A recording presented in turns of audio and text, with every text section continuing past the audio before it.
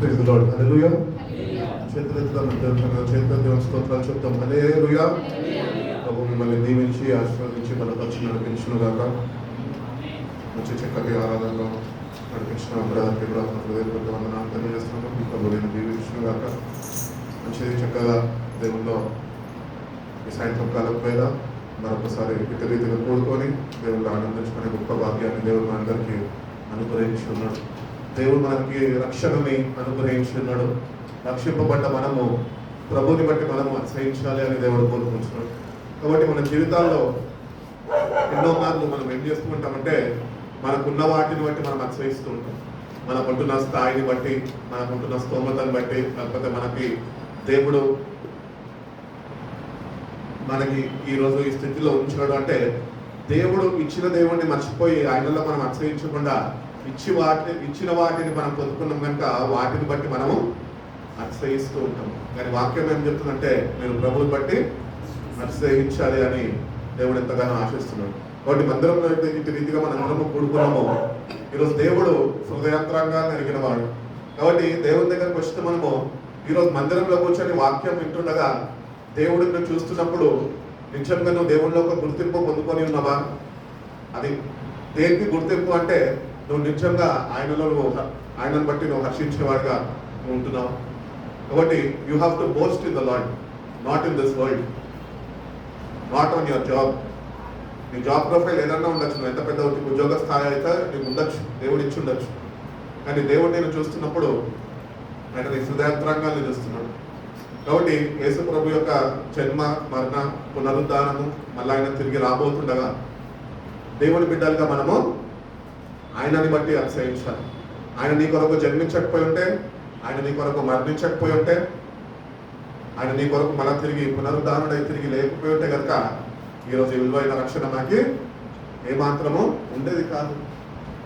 కాబట్టి ఆయన పాత నిబంధనల ప్రకారం నుంచి ప్రవక్తల ద్వారా ప్రవచించిన ప్రవచనాలన్నింటినీ ఆయన నెరవేర్చడానికి మాత్రమే వచ్చినాను అన్నాడు. కాబట్టి నిన్ను నన్ను మనందరినీ రక్షించడానికి తను తాను రిక్తునిగా మార్చుకోనికి ఆయన భూమిపైకి ఆయన దిగి వచ్చాడు. కాబట్టి దిగి వచ్చిన దేవుడు ఆయన 33.5 సంవత్సరాలు ఈ భూమి మీద ఆయన జీవించి ఉన్నాడు. ఈ 3.5 సంవత్సరాలు తండ్రి యొక్క రాజ్య సువార్తని ఆయన ప్రకటించి ఉన్నాడు. ఆయనే దేవుడై ఉన్నాడు. కానీ దాసుని స్వరూపము ధరింపజేసుకొని మనని ఆయన రాజ్యంలో చేర్చుకునేదానికి ఆయన భూమిపైకి వచ్చి ఉన్నాడు. కాబట్టి వచ్చిన దేవుడు ఆ రాజ్య సువార్తని అందించినాక మారు మనసు గురించి ప్రకటించి ఉన్నాడు. అంత మాత్రమే కాక ఆయన వాళ్ళకి ఆనాడు ప్రజలకి, శిష్యులకి తెలియపరిచి ఉన్నాడు, లేఖనాలు నెరవేర్చబడాలి అంటే నన్ను సిలువ వేయాలి అని. అటు రీతిగానే సిలువ వేయబడ మునుపు వాళ్ళందరితో కూర్చొని వాళ్ళకి ఒకటి నేర్పించాడు. ఏంటి అంటే నిన్ను వాళ్ళని పొరుగు వాళ్ళని నువ్వు ప్రేమించాలి, అన్నిటికన్నా గొప్ప ఆజ్ఞ. కాబట్టి ఇటు రీతిగా దేవుడు తన ప్రేమని ఈ లోకంలో నీకు నాకు ఆయన చాటి చెప్పి ఆయన తిరిగి వెళ్ళాడు. అంత మాత్రమే కాక పునరుద్ధారుడై తిరిగి లేచినాక ఆయన 50 దినాలకు ఆయన వాగ్దానం చేసిన ఆత్మని ఈ భూమిపైకి ఆధారకర్తగా ఆయన పంపి ఉన్నాడు. కాబట్టి ఆ దేవుడు ఈరోజు నీ కొరకు నా కొరకు తండ్రి కుడిపార్శ్వాన కూర్చొని ఆయన విజ్ఞాపన చేస్తున్నాడు, విజ్ఞాపన కర్తలో ఉంటాడు. ఇప్పుడు ఆయన కానీ విజ్ఞాపన చేయకపోతే కనుక మనం ఈరోజు భక్తి చేయలేని వారిని మనం ఉంటూ ఉంటాం. కాబట్టి మనిషికి దేవుడికి మధ్యవర్తిగా యేసు ప్రభు వారు ఉన్నారు. కాబట్టి యేసు ప్రభు మనము తెలుసుకున్నాము. కానీ తెలుసుకున్న మనము ఈరోజు ఆయనని బట్టి, ఆయన సిల్వను బట్టి అతిశయించలేని వారిగా మనము ఉంటున్నాం. మనకుంటున్న వాటినే మనము చూస్తున్నాం. కానీ మన కొరకు ప్రాణము దారపోసే సమస్తము ఆయన నీ కొరకు నా కొరకు ఆయన సమకూర్చి విలువైన రక్షణని మనకిచ్చి ఉన్నాడు.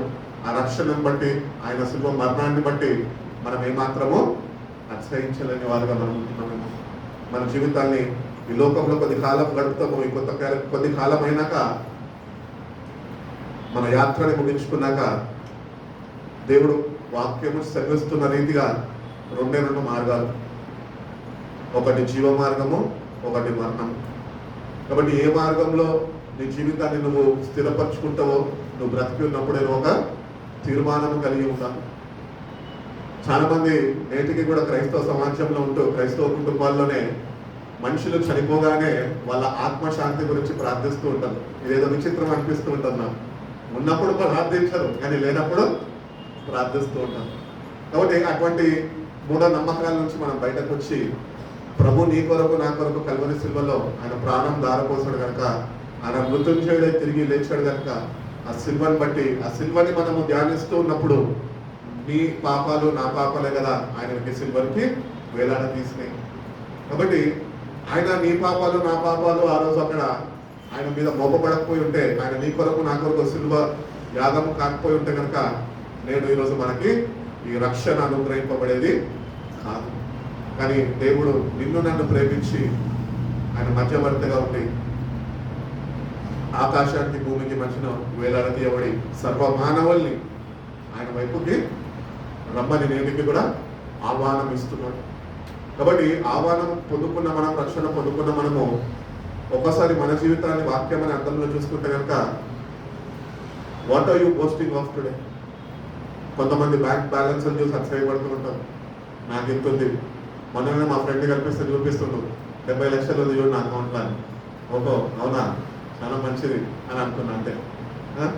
కాబట్టి మనము దేవుని బిడ్డలుగా క్రీస్తు రక్తంలో కడగబడ్డ మనము ఈ భూమిలో ఉన్న వాటిని బట్టి మనం అతిశయించదు, కానీ కేవలం ప్రభువుని బట్టి ఆయన శిల్వ మరణాన్ని బట్టి మనం అతిశయించే వాళ్ళు ఉన్నారు. కొరింథీయులకు రాసిన మొదటి పత్రిక 1వ అధ్యాయం 31వ వాక్యంలో ఉంటుంది చూడండి.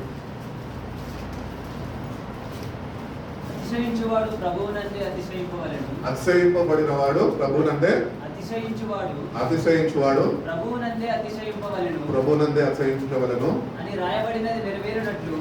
రాయబడినది నెరవేరినట్లు దేవుని మూలముగా ఆయన మనకు జ్ఞానమును, దేవుని మూలంగా ఆయన మనకి జ్ఞానమును, నీతియు పరిశుద్ధతయు విమోచనమాయను. కాబట్టి నువ్వు దేవుణ్ణిలో అతిశయించాలంటే మొట్టమొదటిగా నువ్వు ఏం పొందుకోవాలా? దేవుని జ్ఞానం పొందుకోవాలి. You need the wisdom of God to boast in the lord.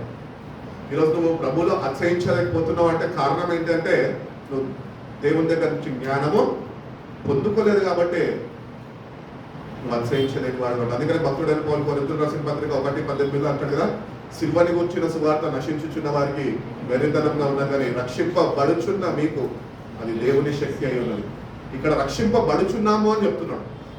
అంటే we are still in the process, ongoing process. ఇది సాల్వేషన్ అనేది ఒక్కసారి నీటిలో మునిగేస్తే రక్షణ వచ్చేసింది అనుకుంటే కాదు, రక్షణ తీసుకున్నాం అంతే, కానీ దీన్ని కొనసాగించాలి. అందుకనే వాక్యం సెలవిస్తుంది, మీకు ఇవ్వబడిన రక్షణని మీరు భయముతోనూ వణుకుతోనూ కొనసాగించవలను.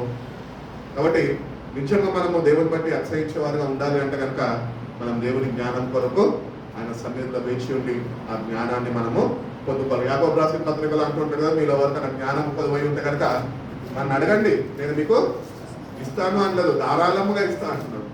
ఎంత కావాలంటే అంత.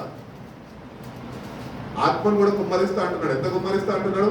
కొలతలేని ఆత్మాభిషేకాన్ని దేవుడు ఇవ్వాలని ఆశపడుతున్నాడు. We are focusing on the limit, but our God is limitless. నువ్వు అడిగిన దానికంటే, ఊహించిన దానికంటే అధికముగా ఇచ్చేవాడే. అందుకని రోమియోలు రాసిన పత్రికలు అన్నాడు కదా, దేవుని ప్రేమించిన వారికి ఆయన సంకల్పం చొప్పున పిలువబడిన వారికి సమస్తము సమకూర్చబడి మేలుకై జరుగుతున్నది. కాబట్టి God has already prepared your life. నువ్వు నీ లైఫ్ని నువ్వు డిజైన్ చేసుకోక్కర్లే. నువ్వు దేవుని మీద ఆధారపడితే, ఆయన జ్ఞానాన్ని పొందుకోగలితే, నువ్వు ఆయనలో అతిశయించడం నేర్చుకోగలితే, ఆయనను బట్టి అతిశయించడం నేర్చుకోగలితే నీ బ్యూటిఫుల్ లైఫ్ ఏంటో దేవుడు ఆ బ్లూ ప్రింట్ నీకు ఇస్తాడు. నువ్వు ఎట్లా ఉండాలి, ఏం చేయాలి, నా నామానికి నువ్వు ఎట్ట రీతిగా మహిమని తీసుకురావాలి అని దేవుడు ముందుగానే ఆయన ప్లాన్ చేసి పెట్టాడు. అందుకే తల్లి గర్భంలో రూపింపబడక మునుపే నేను నిన్ను ఎరిగి ఉన్నాను అంటున్నాడు. I have a plans to prosper you not to harm you అంటున్నాడు. Plans to give you a better future అంటున్నాడు. ఇక్కడ ఈ లోకంలో ఏమైనా బెటర్ ఉందా? బెటర్ ఎక్కడ లేదు, అంత బెటర్ ఉన్నది. కాబట్టి దేవునిలో మనం ఉన్నప్పుడు మనము ఆ బెటర్ని ఏదైతే దేవుడు మన కొరకు సిద్ధపరచాడో వాటిని మనము స్వయాన ఎక్స్పీరియన్స్ చేయగలుగుతాం, అనుభవించగలం. ఈరోజు అనుభవించలేని వారుగా మనం ఉంటున్నామంటే మనం కేవలం నామకార్థంగానే ఆయనని నమ్ముకున్నాము, నామకార్థంగానే క్రైస్తవులుగా పిలువబడుతున్నాం, కానీ ఈరోజు మనము ఆయనను బట్టి ఏమాత్రము అతిశయించలేని వారిని మనము. అందుకని అంటున్నాడు, అది రాయబడినది నెరవేర్చబడాలి అంటే నువ్వు దేవుని జ్ఞానం పొందుకోవాలి, నువ్వు దేవుల్లో అతిశయించడము ప్రారంభించాలి. 20 గ్రంథం 9:24 కూడా ఒక మాట ఉంటుంది చూడండి. అతిశయించువారు దేన్ని బట్టి అతిశయించవలనగా భూమి మీద కృప చూపుచు నీతి న్యాయములను జరిగించుచున్న యెహోవాను నేనే అని గ్రహించి నన్ను పరిశీలనగా తెలుసుకున్నట్టుని బట్టి అతిశయింపవలను. అట్టి వాటిలో నేను ఆనందించి వాడనని యెహోవా సెలవిచ్చుచున్నాడు. But let him to boast in this that he understands and knows me. కాబట్టి పరిశీలన చేసి దేవుడిని మనము తెలుసుకునే బాధ్యత, ఆవశ్యకత మనకి ఉన్నది. దేవుని సన్నిధిలో కూర్చోవాలి, దేవునితో గడపాలి, ఆయన ఎవరో తెలుసుకోవాలి, పరిశీలన చేయాలంట. నువ్వు examine who your God is. ఈరోజు మనం ఇవన్నీ చేయలేకపోతున్నాం, కానీ వచ్చానని ఆరాధించేసి భక్తి చేసేసాము అనేసి మనము మళ్ళా యథావిధిగా వెళ్ళిపోతుంది. అట్టి రీతిగా మనం ఉండదు. కాబట్టి he understands and knows me. You have to understand God and you have to know God. ఈరోజు అండర్స్టాండింగ్ ఎందుకు లేదు? బైబిల్ ఏం చెప్తుంది? నా జనులు జ్ఞానము లేక నశించుకోచున్నారు అంటున్నారు హోషేయ గ్రంథం. ఎందుకు జ్ఞానం లేదు అంటే జ్ఞానం పొందుకోలేదు వాళ్ళు. లోక జ్ఞానంని జ్ఞానంగా భావించుకున్నారు, ఎంచుకున్నారు వాళ్ళు. కానీ దేవుని జ్ఞానంని వాళ్ళ జీవితాల్లో నుంచి వాళ్ళు త్రోసివేశారు, పక్కకి పెట్టేశారు. అందుకనే వాళ్ళు నశించిపోయేవారుగా వాళ్ళు ఉంటున్నారు. ఈరోజు కొన్ని దగ్గరలో కొన్ని వీడియోస్ ఇవన్నీ చూస్తూ ఉంటే నరకంలో ఎక్కువ మంది ఎవరన్నా ఉన్నారు అంటే వాళ్ళు క్రైస్తవులు అని ఒక లెక్క తీసి బయటకి. దానిలో నువ్వు నేను ఉంటామేమో, జ్ఞానం లేక నశించిపోతామేమో, జాగ్రత్త వహిస్తాము. అప్పుడప్పుడు చూస్తుంటారు ఇట్లాంటివి కూడా. కొంతమంది నరకం అనే రీలు రాగానే అవి తిప్పేస్తారు, ఎందుకంటే భయం వాళ్ళకి, నేను ఎప్పుడు ఎక్కడికి వెళ్ళిపోతానా. అవి నువ్వు చూసి నువ్వు నేర్చుకోకపోతే, జ్ఞానం నువ్వు పొందుకోకపోతే కనుక తప్పక నీ భయమే నిన్ను వెంటాడుతుంది, ఆ నరకానికి నిన్ను చేరుస్తుంది. కాబట్టి ఆ నరకం నుంచి నిన్ను నన్ను తప్పించడానికే దేవుడు నీ కొరకు నా కొరకు ఈ భూమిపైకి దిగి వచ్చాడు. ఆయన జ్ఞానాన్ని మనకి ఇస్తాను. కాబట్టి whenever we go and pray, spend time in prayer, we have to ask God for wisdom and understanding. దేవుణ్ణి అడగాలి. దేవుణ్ణి అడిగినప్పుడు దేవుడు ఇస్తాడు. సొలొమోను అడిగాడు దేవుడిని, జ్ఞానం నాకు జ్ఞానం కావాలి, ప్రజలను నేను ఎట్లా పరిపాలించాలి, ఎట్లా నేను నడిపించాలి, జ్ఞానము నాకు కావాలి. సొలొమోను వంటి జ్ఞానవంతుడు ఈ భూమి మీదనే లేడా వాక్యం చెప్తుంది. మరి అంత పెద్ద మేధావినే దేవుని సన్నిధిలో వినయము విధేయతతో మోకరించి దేవుణ్ణి ఎంత పరిశీలన చేసి ఉంటే కనుకనే దేవుణ్ణి అడిగాడు శ్రేష్టమైన జ్ఞానం. అందుకనే బైబిల్ చెప్తున్నది, పైనుంచి వచ్చే జ్ఞానము మొట్టమొదట పవిత్రమైనది, కానీ ఇక్కడ మనం పొందుకున్న జ్ఞానము అపవిత్రమైనది. ఈ అపవిత్రమైన జ్ఞానంతో పవిత్రమైన దేవుడిని మనం తెలుసుకోవాలంటే అది మన వల్ల కానే కాదు. కాబట్టి ask God for wisdom and revolution about him. నీ కుమారుడు యొక్క ఆయన తెలుసుకునేదానికి, ఆ ప్రత్యక్షతను పొందుకునేదానికి నీ సహాయం నాకు కావాలి అని మనం దేవుని సన్నిధిలో వేచి ఉండాలి అని దేవుడు ఎంతగానో ఆయన కోరుకుంటున్నాడు. అట్టి రీతిగా ఏమంటున్నాడు అంటే, I am the Lord who practices steadfast love, justice and righteousness in the earth. కాబట్టి నీతి న్యాయములను నేను జరిగించుచుండే దేవుడినై ఉన్నాను. నీతిని న్యాయాన్ని ఆయన జరిగించు వాడై ఉండగా దేవుని బిడ్డలుగా పిలువబడుతున్న మనము, ఆ నామాన్ని ధరింపజేసుకున్న మనము నిజంగా నీతి న్యాయము కలిగి జీవించగలుగుతున్నాము. ఇవి రెండు లేకపోతే కనుక నువ్వు దేవుని కుమారుడివి అని పిలువబడలేవు, ఆయనలో గుర్తింపు పొందుకోలేవు. లోకంలో, క్రైస్తవ సమాజంలో, సంఘంలో నువ్వు గుర్తింపు పొందుకుంటావు నువ్వు క్రైస్తవుడు అని. కానీ నీతి న్యాయము అనేది నీలో లేకపోతే, నువ్వు వాటిని నువ్వు ప్రేమించకపోతే, వాటి బాటలో నువ్వు నడుచుకోకపోతే కనుక మనం దేవుని కుమారులాగా ఏమాత్రమో ఉండలేము. అందుకే యేసుప్రభు వారు కూడా ఇక్కడ ఉన్నప్పుడు అన్నారు కదా, మొట్టమొదట నా నీతిని, రాజ్యాన్ని మీరు వెతకండి, దాని తర్వాత everything I will give you. But we are not searching for righteousness and peace, but we are searching for everything else. ఈరోజు పరిశుద్ధాత్మ దేవుడు భూమి మీదకి ఎందుకు పంపబడ్డాడు తెలుసా? యెషయా గ్రంథకర్త అంటుంటాడు, ఆయనకు ఇష్టలైన వారికి భూమి మీద సమాధానము. చెప్పాను కదా మొన్న కూడా, ఈ సమాధానం అనగా it is not only from God but it is the spirit of God and it is the Holy Spirit. ఆ హోలీ స్పిరిట్ మనం కలిగి ఉన్నప్పుడు ఆ నెమ్మది అనేది దేవుడు మాకు మన జీవితాల్లో, మన హృదయాల్లో అది కాపాడుకునే కృపను అనుగ్రహిస్తుంది. కాబట్టి నెమ్మది లేని జీవితాలు ఆయన ఎందుకు పిలుస్తున్నాడు? ఎందుకంటే నేను నీకు నెమ్మది ఇస్తాను. ప్రయాసపడి భారం ఇచ్చిన చెప్తారు, నా యొద్దకు మీరు రండి, నేను మీకు విశ్రాంతి. అనగా మంచిగా సోఫా వేసి, బెడ్ వేసి, డబుల్ కాట్ వేసి పండుకోమని చెప్పండి, అది కాదు విశ్రాంతి. And he will give you the fellowship of the Holy Spirit. So you may be strengthened by the word of God in him. దేవుని దగ్గరకు వస్తున్న మనము నిజంగా ప్రయాసపడుతున్నాం. ఈ లోకంలో ఎన్నో భారాలు, ఎన్నో కష్టాలు, ఎన్నో కన్నీళ్లు, ఎన్నో దుఃఖం, ఎంతో బాధ. మనిషిని తట్టి చూస్తే వాడికి మనిషికి ఉన్న బాధలు ఎవరికి ఉండవు. అట్టి రీతిగా అన్ని బాధలు లోపల పెట్టుకొని ఉంటాం. కానీ నువ్వు ఎప్పుడైతే దేవుని దగ్గరికి నిజంగా వచ్చి నువ్వు దేవుణ్ణి నువ్వు తెలుసుకోగలుగుతావో, ఆయన పరిశీలన చేయగలుగుతావో, ఆయన నీతి న్యాయంలో జరిగించువాడు అని నువ్వు యథార్థతని నువ్వు దేవుని సన్నిధిలో కనపరచగలుగుతావో, అప్పుడు ఆ విశ్రాంతిని అనే దేవుడు నీకు అనుగ్రహిస్తాడు. ఇంకొంతమంది ఉంటారు అర్థం చేసుకోకుండా బైబిల్ ఏంటంటే విశ్రాంతి అంటే చచ్చిపోయినాక పరలోక రాజ్యం వెళ్ళిపోవడం అనుకుంటారు. అది కాదు. నువ్వు ఇక్కడే నెమ్మది లేనప్పుడు అక్కడికి ఎక్కడతావు? ఈరోజుకి నేను ఎన్నోసార్లు చెప్తూ ఉంటాను కదా, చనిపోయినప్పుడు సమాధి పెట్టి మీద రిప్ అని రాస్తావు. వాడు రిప్ అవుతాడు, వీడు రిప్ అవుతాడు, కానీ రెస్ట్ ఇన్ పీస్. నువ్వు ఉన్నప్పుడే నీకు నెమ్మది లేకుండా నువ్వు చచ్చిపోయినావు. నీ సమాధి పెట్టి మీద నెమ్మది కలిగి నువ్వు ఉంటావు అని చెప్పి రాసినంత మాత్రాన ఆ నెమ్మదిని నువ్వు పొందుకుంటావా? పొందుకోలేవు. అందుకనే ఆయనని నువ్వు తెలుసుకో, ఆయనని పరిశీలన చేసి నువ్వు తెలుసుకో. Understand him who our God is. ఆయన నీతి న్యాయములను జరిగించు వాడై ఉన్నాడు. ఇట్టి వాటిని బట్టి నేను ఆనందిస్తున్నాను. I take delight in those who practices steadfast love, justice and righteousness. ఇవి మనం ప్రేమించగలిగితే దేవుడు మనం బట్టి ఆయన ఆశ్రయించగలుగుతాం.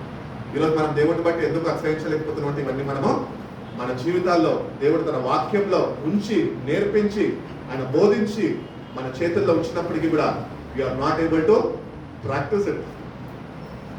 బైబిల్ ఇంగ్లీష్ చెప్తారు కదా, practice makes a man perfect. మనమంతా imperfect persons, but our God is a perfect God.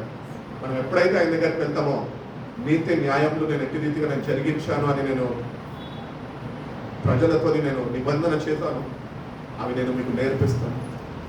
నేను నేర్పించి ఆ బాటలో నేను మిమ్మల్ని నా ఆత్మని మీలో వచ్చి నడిపిస్తాను అని దేవుడు చెప్తున్నాను. కాబట్టి దేవుని దగ్గరకు వస్తే మనము నిజంగా మనము చేస్తున్న భక్తిని బట్టి ఆయన నిజంగా ఆయన ఆనందించగలుగుతున్నాడు.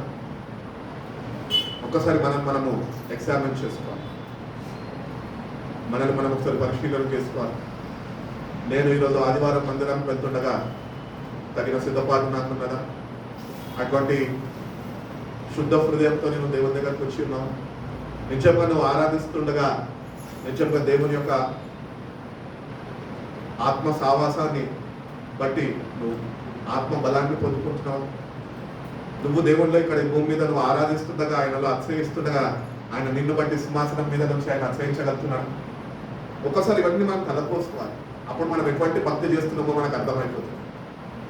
కాబట్టి నీ భక్తిని నేను మోసం చేయకుండా జాగ్రత్త వహించు. నాకు చక్కటి స్వరం ఉన్నది, చక్కటి తలాంతులు ఉన్నాయి, చక్కగా కీబోర్డ్ వస్తుంది, నేను కొట్టేస్తున్నా, అందరిని ఊపేస్తున్నా అనుకుంటే దేవుడు ఒకరోజు నిన్ను ఊపేస్తాడేమో. జాగ్రత్త. కాబట్టి లెట్ us టేక్ హీడ్, జాగ్రత్త వహిస్తాం. ఏంటంటే నిజంగా whatever we are doing for God is it acceptable to him. ఆయన నిజంగా అంగీకారంగా మనం చేయగలుగుతున్నాం అని మనము సరిచూసుకోవాలి. సామెతల గ్రంథము 11వ అధ్యాయము 2వ వాక్యంలో ఒక మాట ఉంటుంది చూడు. అహంకారం వెంబడి అవమానం వచ్చును, వినయం గల వారి యొద్ద జ్ఞానం ఉన్నది. కాబట్టి when pride comes, then comes disgrace, but with the humble is wisdom. దేవుడు దగ్గర ఫస్ట్ నేర్చుకోవాల్సింది మనం ఏంటి తెలుసా? దీనత్వము. తను తాను పత్రికల్లో అంటాడు, ఫిలిప్పీలు రాసిన పత్రికలు అంటాడు కదా, తన్ను తాను తగ్గించుకున్నాడు కనుకనే ఆయనని దేవుడు అన్ని నామముల కన్నా పైనామంగా ఆయన హెచ్చించి ఉంచు. యేసు ప్రభు వారు కూడా ఆఖరి రోజు రాత్రి భోజనం అప్పుడు కూడా he humbled himself, he taught the disciples how to humble. తన్ను తానే ఆయన దైవం అయ్యుండి, దేవుని కుమారుడు అయ్యుండి శిష్యులకు ఆల్రెడీ చెప్పాడు ఏంటంటే, నేను సిలువ వేయబడతాను, నేను మళ్ళా 3వ దినం మందు తిరిగి లేస్తాను, పునరుద్ధాన మహిమ కలిగిన శరీరంతో నేను లేస్తాను, నేను మిమ్మల్ని కలుసుకుంటాను అని చెప్పాడు. అక్కడ కూడా వాళ్ళు అయోమయ స్థితిలో ఆయనను అర్థం చేసుకోలేని వారిగా వాళ్ళు ఉంటున్నారు. కానీ దేవుడు అంటున్నాడు, మీరు నన్ను అర్థం చేసుకోవాలంటే మీరు తగ్గించుకోవాలి, రిక్తులుగా మార్చుకోవాలి. మీ కొరకు నేను రిక్తులుగా మార్చబడ్డాను. అందుకనే తన మీద ఉంటున్న ఆ అంగిని తీసేసి తువాలు చుట్టుకొని శిష్యుల పాదాలని కడిగాడు. పాతకాలంలో చూసినట్లయితే 60s, 70s, 80s ఆ టైంలో సేవకులను చూసినట్లయితే సేవకులందరూ బహిరంగ సభలు పెట్టినప్పుడు ఆ సభలో ఎంత పెద్ద దైవ సేవకులు ఎవరైతే సేవకులు ఉన్నారో సీనియర్ మోస్ట్ ఆ సేవకులు నేటి సేవకుల వరకు కూడా వాళ్ళు స్టేజ్ మీద అందరు పాదాలు కడిగి ఒక మాదిరి నేర్పించేటోళ్ళు. కానీ ఈరోజు అది నేర్పించే వాళ్ళు అడిగిపోయారు. నేర్పించమని ఇప్పుడు ప్రాక్టికల్గా నేర్పించడం కాదు, మనము జ్ఞానవంతులమే. దేవుడు మనకు ఒక మంచి చదువు ఇచ్చాడు, మంచి జీవితాన్ని ఇచ్చాడు, మంచి ఉద్యోగాన్ని ఇచ్చాడు, ఒక మంచి ఉన్నత స్థాయిలో ఉంచాడు. బట్ ప్రాబ్లం ఎక్కడ వస్తుంది అంటే, దేవుడిని మనం అర్థం చేసుకోలేని దగ్గర, ఆ జ్ఞానం దగ్గర మనము తప్పిపోతున్నాము. నువ్వు తగ్గించుకుంటే జ్ఞానం నీ దగ్గర ఉంటుంది అని వాక్యం చెప్తుంది. తగ్గింపు నీలో ఉందా? తగ్గింపు కావాలి దేవుడికి. ఏమైపోదు. మా నాన్న కూడా నాకు నేర్పించాడు ఎన్నోసార్లు, ఎందుకంటే మా నాన్న ప్రిన్సిపల్, స్కూల్లో ప్రిన్సిపల్ కాబట్టి ఒకటే తగ్గించుకో, ఏం కాదు. సార్ కొట్టిండంటే కొట్టిండు అని చెప్పి వాడి దగ్గర కక్ష పెట్టుకోకు, ఉన్న చదువు కూడా రాదు. తగ్గించుకో, ఇక్కడ తప్పు చేస్తావు, ఎందుకు ఆయన మాట విను. ఆయన నీ దగ్గర ఒకటే కోరుకుంటున్నాడు, నువ్వు జీవితం బాగుపడాలి, రేపు నువ్వు మంచిగా ఉన్నత స్థాయిలో నేను చూడాలి అంటే ఈరోజు నువ్వు తగ్గించుకోవాలని నేర్పించాడు. దాంట్లో తప్పేముంది? ఈరోజు అది చేయలేకపోయాను కాబట్టి నా దేవుడు నా పక్షాన నుండి ఈరోజు ఇక్కడ నన్ను నుంచి ఉన్నాడు. తగ్గించుకోవాలా, మనం తగ్గించుకుంటేనే దేవుడు మనని హెచ్చిస్తాడు. అదే కానీ నీకు అహంకారం, ప్రైడ్ అనేది ఉన్నదనుకో, it goes before a downfall. ఒకరోజు అది నిన్ను పతనం చేసేస్తుంది. అహంకారులు దేవుని రాజ్యంలో చేరలేరు అని వాక్యం చెప్తుంది. కాబట్టి నాశనానికి ముందు ఎట్టి రీతిగా అయితే గర్వం నడుస్తుందో, నీ ముందు ఏం నడుస్తున్నది ఈరోజు? తగ్గింపు నడుస్తున్నదా? జ్ఞానవంతుడేను. ఒకవేళ అహంకారం నడుస్తున్నదా? పతనం అయిపోతావు, జాగ్రత్త. నేటికన్నా దేవుని వైపు నువ్వు తిరిగేవాడిగా ఉండాలి అని దేవుడు ఎంతగానో మళ్ళొక్కసారి మనకి జ్ఞాపకం చేస్తున్నాడు. అటు రీతిగానే అవకాశం కలిగజేస్తున్నాడు. 34వ కీర్తన చూడండి, 34వ కీర్తన 2వ వాక్యం. యెహోవాను బట్టి నేను అతిశయించుచున్నాను, యెహోవాను బట్టి నేను అతిశయించుచున్నాను, దీనులు దానిని విని సంతోషించెదరు, దీనులు దానిని విని సంతోషించెదరు. వాళ్ళు సంతోషించెదరు. ఎందుకంటే యెహోవాను బట్టి నువ్వు ఆనందిస్తుండగా దీనులు ఎవరంటే ఉంటారంటే, దీనులు ఎవరు తెలుసా? దేవుణ్ణి ఎరిగిన వారు. దీనులు అంటే రోడ్ల మీద ఉండేటోళ్ళు, ఇల్లు లేనోళ్ళు, వస్త్రాలు లేనోళ్ళు, అమ్మ నాన్న లేనోళ్ళు, వాళ్ళు కాదు. దేవుణ్ణి కలిగి ఉన్నవారు, దీన హృదయం. అందుకని వాక్యం చెప్తుంది కదా, కొండ మీద ప్రసంగం, blessed are the poor in spirit for they will see God. ఆత్మ విషయమై దీనులైన వారు ధన్యులు, వాళ్ళు ఆయనను చూచేదారు. దీనత్వం నీకుందా? ప్రభు దగ్గర ఇంతకాలం నుంచి వస్తున్నామే, ఎందుకు? నీ కులాన్ని బట్టి, నీ మతాన్ని బట్టి, నీకుంటున్న స్థాయిని బట్టి నువ్వు ఎందుకు గర్విస్తున్నావు? ఆ గర్వమే ఒకరోజు నిన్ను నిత్య నాశనానికి గురి చేస్తుంది. ప్రభు రక్తంలో కడగబడ్డము అని చెప్పబడుతున్నాం, కానీ మనలో కులగజ్జి పోతలేదు, కుల గర్వము పోతలేదు. ఇవన్నీ మనలో ఉంటున్నాయి. అందుకని నీ హృదయంలో ఏమున్నదో అది నేను అపవిత్ర పరుస్తుంది అని వాక్యం చెప్తుంది. నీ హృదయంలో ఏముండాలి తెలుసా? దేవుడు అనుగ్రహిస్తున్న దీనత్వం ఉండాలి. దీన హృదయముతో నేను దేవుని దగ్గరికి రావాలి. అప్పుడు నువ్వు జ్ఞానముతో నింపబడతావు అని దేవుడు చెప్తున్నాడు.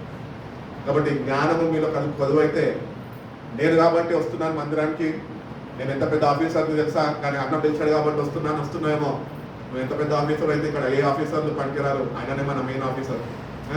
ఎవరిని ఎక్కడ ఉంచాలో, ఎవరిని ఎక్కడ ప్రమోట్ చేయాలో, ఎక్కడ ఎవరిని ప్రమోట్ చేయాలో మొత్తము ఆయన వశంలో ఉన్నాయి. కాబట్టి దేవుని దగ్గరకు వస్తే మనము లెట్ us humble ourselves. అందుకనే అంటున్నాడు కదా, humble yourself in the sight of the Lord and he will lift you up in the due time. సమయం దేవుడు నిన్ను పరీక్షిస్తాడు.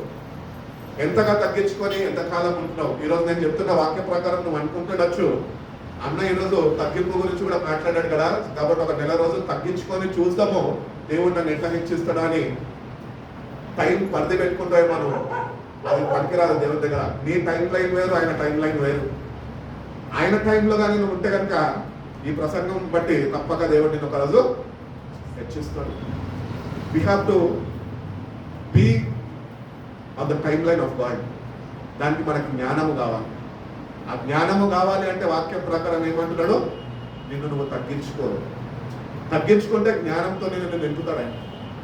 అప్పుడు ఆయన టైం లైన్ ఏంటో నీకు అర్థమవుతుంది. మన టైం లైన్ ఏంటి, 9 అయిపోయింది, ఫిలిపాన్ని ఇంకా వదులుతుంది, ఎప్పుడు ఖతం చేస్తాడు, ఇది మన టైం లైన్. దేవుని టైం లైన్ అది కాదు. సో ప్రాక్టికల్ గా మనము వాక్యాన్ని అర్థం చేసుకోవడానికి ప్రయత్నించి దేవుని యొక్క జ్ఞానం మీద ఆధారపడితే దేవుడు మన పట్ల ఏవైతే ఆయన ప్రణాళికలు, ప్లాన్స్, ఉద్దేశాలు కలిగి ఉన్నాడో వాటిలన్నింటినీ మన జీవితాల్లో ఆయన నెరవేరుస్తాను అని దేవుడు చెప్తున్నాడు. కొరింథీయులకు రాసిన మొదటి పత్రిక 1:26 నుంచి చదువుకుని ఒక మాట చదువుకొని వెళ్తాడు. సహోదరులారా, మిమ్మల్ని పిలిచిన పిలుపును చూడుడి, మిమ్మల్ని పిలిచిన పిలుపును చూడుడి, మీలో లోకరీతిని జ్ఞానులైనను గనులైనను గొప్ప వంశపు వారైనను అనేకులు పిలువబడలేదు గాని ఏ శరీరియు దేవుని ఎదుట అతిశయింపబడినట్లు జ్ఞానులను సిగ్గుపరచుటకు లోకములో ఉన్న వెర్రివారిని దేవుడు ఏర్పరచుకొని ఉన్నాడు. బలవంతులైన వారిని సిగ్గుపరచుటకు లోకములో బలహీనులైన వారిని దేవుడు ఏర్పరచుకొని ఉన్నాడు. ఎన్నికైన వారిని వ్యర్థము చేయుటకు లోకములో నీచులైన వారిని తృణీకరింపబడిన వారిని ఎన్నిక లేని వారిని దేవుడు ఏర్పరచుకొని ఉన్నాడు. అయితే ఆయన మూలముగా మీరు క్రీస్తు యేసునందు ఆయన మూలంగా మనం క్రీస్తు యేసునందు ఉన్నామట. అతిశయించువాడు ప్రభువునందే అతిశయించవలెను అని రాయబడినది నెరవేర్చబడినట్లు దేవుని మూలంగా ఆయన మన జ్ఞానమును నీతియు పరిశుద్ధతయు విమోచనము ఆయన. Jesus Christ became to us wisdom from God, righteousness and sanctification and redemption. కాబట్టి దేవుని దగ్గరికి వచ్చిన మనము ఒకటి గుర్తించాలి ఏంటంటే, దేవుడి లోకంలో ఉన్నవారిని, పేరు ప్రఖ్యాతలు కలిగిన వారిని, అట్టి వంశస్థులని ఆయన ఏర్పరచుకోలేదు.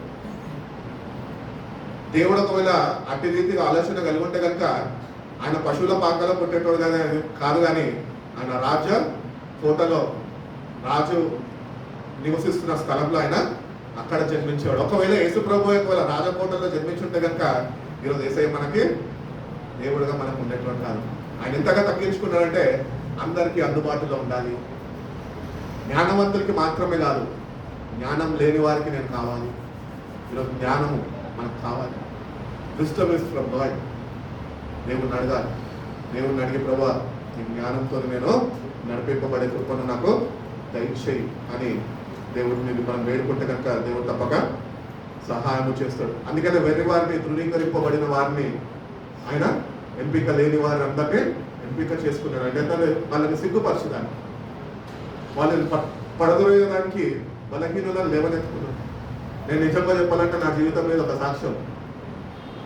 నాకు అసలు ఏమీ లేదు, వేసుకోవాలి ప్రతి గంటలు చూడు ఆ టైప్లో ఉంటుండే.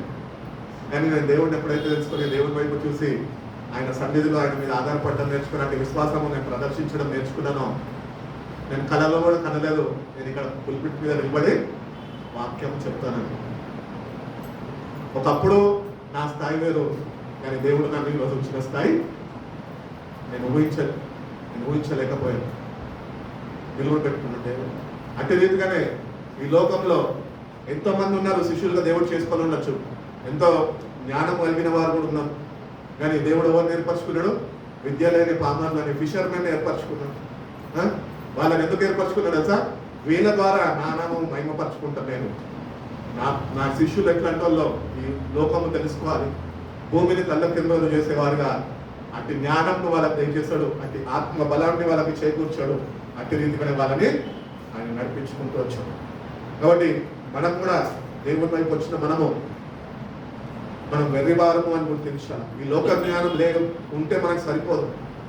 దేవుని జ్ఞానము నువ్వు పొందుకోకపోతే నువ్వు వెర్రివాడివే. ఇంతకాలం దేవుడు ఇస్తున్నాడు, ఇంతకాలం దేవుడు వినిపింపజేస్తున్నాడు, కానీ నేటికి కూడా ఇన్నిసార్లు వినినప్పటికీ కూడా we are not able to gain wisdom of God. దేవుని యొక్క జ్ఞానాన్ని మనము పొందలేకపోతున్నాం. దెయ్యాల జ్ఞానంతోనే నింపబడిపోయి ఉన్నాం. దెయ్యాలు ఎక్కడ ఉండవు, ఎక్కడ ఉంటాయి చెప్పండి? మనలోనే ఉంటాయి, మనలోనే ఉంటాయి. మరి వాటిని అన్నదొక్కాలంటే నేను తగ్గించుకొని నేటికన్నా ప్రభా ఈ లోక జ్ఞానం మీద నేను ఆధారపడకుండా, ఈ లోకంలో ఉన్న వాటి మీద నేను అసహ్యపడకుండా నేనైనా నీ జ్ఞానాన్ని పొందుకొని నిన్ను బట్టి, నీ సిలువను బట్టి నేను అసహించే కృపను నాకు దయచేయి. నేను కూడా నైనా ఈ భూమి మీద జీవించిన ఈ కొద్ది కాలము ఎప్పుడు ఉంటానో ఎప్పుడు చనిపోతానో నాకు తెలియదు, కానీ ప్రభా ఈ కొద్ది దినాలు లేకపోతే కొద్ది సంవత్సరాలు ఒకవేళ నీకు చిత్తమై ఉంటే కనుక నేను కూడా నీ నామానికి మహిమకరంగా నన్ను కూడా లేవనెత్తి మార్పాయా, నీ జ్ఞానంతో నింపయ్యా అని అడిగితే దేవుడు లేవనెత్తుతాడు. ఎగ్జాంపుల్ చెప్పాలంటే యేసన్న గారు దేనికి అక్కడికి రానివాడు, ఎవరికి అక్కర్లేదు పాపం. పేదవాడిగా తిండి లేకుండా పిచ్చోడైపోయి బ్లడ్ వామిటింగ్స్ చేసుకుంటూ అట్టి వాడిని ప్రభు దర్శించి పట్టుకున్నాడు. ఈరోజు ప్రపంచవ్యాప్తిగా ఆయన సంస్థని దేవుడు విస్తరించింది. ఆనాడు చేసిన సేవ ఈనాడు ఫలించింది, కానీ ఈనాడు చేస్తున్న సేవ రేపు ఫలిస్తుందా పతనం అయిపోతుందా అది మనకి తెలియదు. కాబట్టి ఎటువంటి భక్తి చేస్తున్నామని చాలా జాగ్రత్త వహించాలి మనం. ఎందుకంటే మనం కూడా ఈరోజు సొసైటీని బట్టి నువ్వు భక్తి చేస్తుంటే సొసైటీని బట్టి మా వాళ్ళండి, మా మినిస్ట్రీస్ అండి, ఇది అది అన్నాం అనుకో ఏం లేదు, ఇంకా పతనం స్టార్ట్ అయిపోతుంది నీ జీవితం. దేవుడు రక్తాన్ని చిందించి తన సంఘాన్ని ఆయన కొనుక్కున్నాడు, సంపాదించుకున్నాడు. ఒకటే సంఘం. ఈరోజు అదే సంఘంలో ఈరోజు డివిజన్స్ వచ్చేసినాయి. మేము హెబ్రోను, మేము బాప్టిస్టు, మేము మెథడిస్టు, మేము మెననైటు, మేము బ్రదర్ను. అందుకని ఇండిపెండెంట్ చర్చెస్ ఎత్తుకొని దాంట్లో బలపడితే దాని నేను అదే అనుకుంటూ ఉంటాను. మొన్న కూడా మీటింగ్లో ఈ పాస్టర్స్తో మనం చర్చ్ పాస్టర్స్తో వచ్చినప్పుడు ఆయన చెప్తా ఉన్నారు, ఆది అపోస్తులు వాళ్ళ గృహాల్లోనే సంఘం నడిపేది. ఎందుకంటే అప్పుడు సంఘాలు లేవు. అక్కడే వాళ్ళు ఏక మనసుతోని వాళ్ళు దేవుడిని ఆరాధిస్తుండగా దేవుని ఆత్మ వాళ్ళ మధ్యలో దిగొచ్చేది. ద ఫస్ట్ చర్చ్ వాజ్ ఏమంటారు, అది ఎక్కడైతే చెప్పారంటే అది ఒక గృహంలో జరిగింది. కాబట్టి చిన్న గృహాలు, చిన్న చర్చ్ అండి మాది అని నువ్వు బాధపడక్కర్లేదు. నేను ఒకప్పుడు బాధపడేటువంటి ఏమని తెలుసా, అయ్యో ఎవరు వస్తలేదు ఏంటిది అని. కానీ ఒకటి అనిపించింది, ఒక్కరు వచ్చినా ఎవరు రాకపోయినా మనము దేవుణ్ణి చూస్తున్నాం కనుక దేవుడు తన దేవదూతలతోని ఆయన సింహాసనాధికారి మన మధ్యలో దిగి ఉంచాడు. మనం ఎంతమంది అని మనం నంబర్ చూడద్దు, కానీ ఎంత పవర్ ఉంది అనేది మనకు గుర్తించాలి. ఆ శక్తిని మనం గుర్తించి మనం ఆయన దగ్గరకు వస్తుండగా ఆ శక్తితోని మనము నింపబడాలి. ఆ జ్ఞానం మనకు లేదు, ఆయన తెలుసుకునేది. ఆయన దగ్గరకు వస్తుండగా ఆ జ్ఞానాన్ని మనము పొందుకోవాలి. అంటే జ్ఞానాన్ని మనము దేవుని దగ్గర నుంచి కలుగజేసుకొని ఆయన అతి త్వరలో రాబోతుండగా ఆ జ్ఞానం ఉంటేనే ఆ సిద్ధపాటు అనేది పరిశుద్ధాత్మ దేవుని దగ్గర నుంచి నువ్వు కలుగజేసుకోగలుగుతావు. జ్ఞానం లేకపోతే నువ్వు నశించిపోతావు. నువ్వు పొందుకున్న రక్షణ, నీకు బాప్తిజం ఇచ్చిన సేవకుడు దేనికి అక్కడ రాడు. నేను ఇంత సార్లు బైబిల్ చదివాను, ఇన్నిసార్లు బైబిల్ చదవాలంటే అవి అక్కడికి రావు. జ్ఞానం లేకుండా ప్రవర్తించవు కనుక, నీకు ఇవ్వబడిన సమయంలో నువ్వు జ్ఞానాన్ని కలిగి జీవించలేకపోయావు కనుక, జ్ఞానవంతుడుగా నువ్వు జీవించలేదు కాబట్టి, జ్ఞానహీనుడుగా నువ్వు జీవించావు కాబట్టి నీకు అనుగ్రహింపబడిన నువ్వు పొందుకున్న రక్షణ నువ్వు పోగొట్టేసుకుంటావేమో. వాటి నేటి నుంచి అన్నా ప్రభా పైనుంచి వచ్చే జ్ఞానం నాకు కావాలయ్యా. దేవుడిని అడగాల, ఆయన పరిశుద్ధ ఆత్మని అడగాల, ఆయన పక్కపోతున్న జ్ఞానాన్ని అడగాల, ఆత్మ ఫలాలను అడగాల, ఆత్మ వరాలకు అనుగ్రహించి ప్రభు అని దేవుణ్ణి తెలుసుకునేదానికి మనము కృషి చేయాలి ప్రతిదినం. అపోస్తలుడైన పౌలు ఒక చక్కటి మాట అంటుంటాడు, నేను ప్రభుని సంపాదించుకోవడానికి, ఆయన తెలుసుకునేదానికి నేను ఈ లోకంని మొత్తము నేను పెట్టతో సమానంగా ఎంచుకున్నాను. ఎందుకంటే నేను ప్రభుని సంపాదించుకోవడమేనా మూల లక్షణము. My aim and my goal is to know God. బైబిల్లో చెప్తూ ఉంటాడు, ఏమని చెప్తాడు తెలుసా? The purpose of life is to know God and make him known to others. పత్రికల్లో ఉన్నది ఆ మాట, పోల్ పత్రికల్లో ఆ మాట చెప్తూ ఉంటాడు. ఈరోజు నేను ఎవరన్నా what is your purpose of life అంటే ఏమని చెప్తాం? నేను ఒక మంచి సాఫ్ట్వేర్ ఇంజనీర్ అవ్వాలండి, లేకపోతే యశోద హాస్పిటల్స్లో ఒక మంచి టాప్ మోస్ట్ డాక్టర్ అవ్వాలండి, పోలీస్ డిపార్ట్మెంట్ మీద కాయిష్ ఉంటే మంచి ఆఫీసర్ హోదాలో నేను ఉండాలండి. ఇవి మన ఎయిమ్స్ అండ్ మన గోల్స్, మన అచీవ్మెంట్స్ అనుకుంటాము.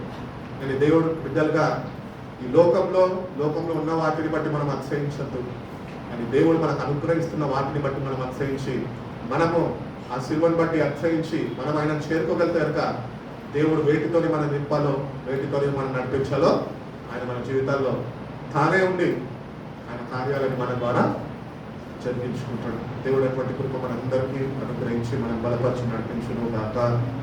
కళ్ళు మూసుకుని చిన్న ప్రార్థన చేసుకున్నాం. పరిశుద్ధ ప్రేమ కలిగిన తండ్రి, మమ్మల్ని మీరు ఎంతగానో ప్రేమించు ప్రభా. ఈ మాసంలో ప్రభా మొదటి ఆదివారంలోనైనా ఇతర రీతిగా పరిశుద్ధ దినాన ఈ మందిరాభరణంలో సాయంత్రం కాల ప్రేమ ప్రభా మిమ్మల్ని ఆరాధించుకుని కృపను మాకు దయచేసిన విధానం బట్టి మీ స్తోత్రాలు. ఉదయకాల ఆరాధనలోనైనా మీరు మాట్లాడి ఉన్నారు, నిన్ను బట్టి మేము అతిశయించాలి అని మీరు మాతో మరొకసారినైనా మీరు మాకు జ్ఞాపకం చేసి ఉన్నాం ప్రభా. అదే రీతిగా సాయంత్రం కాలం ఆరాధన ప్రభా మరొకసారి ప్రభా మేము దేన్ని బట్టి అతిశయించాలి, ఈ లోకంలో ఎట్టి రీతిగా మేము జీవించాలి ప్రభా, మీరు మరొకసారి మాకు జ్ఞాపకం చేసిన విధానం బట్టి మీకు స్తోత్రాలు ప్రభా. అవును ప్రభా, మిమ్మల్ని మేము తెలుసుకునే జ్ఞానమునైనా సంపూర్ణ జ్ఞానము మాకు దయచేయమని అడుగుతున్నాం తండ్రి. నేను తెలుసుకొని ప్రభా నిన్నునైనా మేము కలిగి జీవించే కృపను మాకు దయచేయమని అడుగుతున్నాం తండ్రి. ఈ లోక జ్ఞానంతో ప్రభా మేమైతే మిమ్మల్ని తెలుసుకోలేము కానీ ప్రభా మీరు అనుగ్రహిస్తున్న జ్ఞానాన్ని మీ సన్నిధిలో మేము పొందుకుంటే కనుకనైనా మీరు ఎవరు ప్రభా మేము పరిశీలించి ప్రభా మేము తెలుసుకునే వారిగా మేము ఉండగలుగుతాం ప్రభా. నీ వాక్యం చదివిస్తున్నది ప్రభా, జ్ఞానం లేకుండా నా జనులు నశించిపోతున్నారు, అట్టి వారిగా మేము ఉండకుండా ప్రభా ఉన్న సమయంలోనే ప్రభా మీ వద్ద నుంచి నైనా మీరు పంపబోతున్న పవిత్రమైన జ్ఞానాన్ని నైనా మేము పొందుకునే కృపను దయచేయండి. నా జీవితాన్ని మేము పవిత్రపరచండి ప్రభా, మీ దృష్టికి అంగీకారంగా జీవించే కృపను దయచేయండి. బలహీనులకు ప్రభా మేము ఎన్నో మార్లమైనా మేము పడిపోతూ ఉన్నామయ్యా, అయినప్పటికీ నైనా మమ్మల్ని మేము ప్రేమించి మీ కృపలోనైనా మమ్మల్ని జ్ఞాపకం చేసుకొని ప్రతిసారి లేవనెత్తి బలపరుస్తున్న విధానం బట్టి మీ స్తోత్రాలు ప్రభా. మేమునైనా మా జీవితాలైనా సంపూర్ణంగానైనా మీకు సమర్పించుకొని ప్రభా మీ మీద ఆధారపడుతూ ముందు కొనసాగే కృపను మా ప్రతి ఒక్కరికి దయచేయండి. వాక్యం మీరు కంటే ఫలింపజేసినైనా మా జీవితాల ద్వారానైనా మీరే గలతామని మా ప్రభావాలు పొందుకుంటున్నామని ఈ పరిశుద్ధ నామంలో ఈ ప్రార్థన అడిగి కూర్చున్నాం పరమ తండ్రి. ఆమేన్.